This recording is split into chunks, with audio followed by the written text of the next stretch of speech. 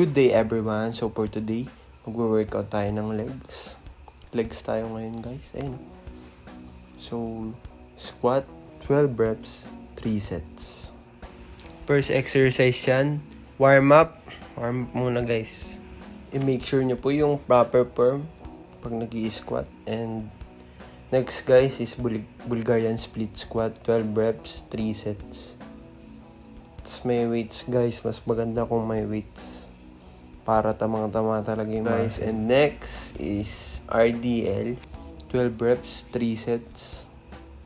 And guys, panoorin nyo yung form. Dapat chest out. At sa mga professional dyan, pwede nyo akong turuan ng mga workout ng mga pang legs at iba pa. So yun guys. Sumo split squat naman. 12 reps, 3 sets.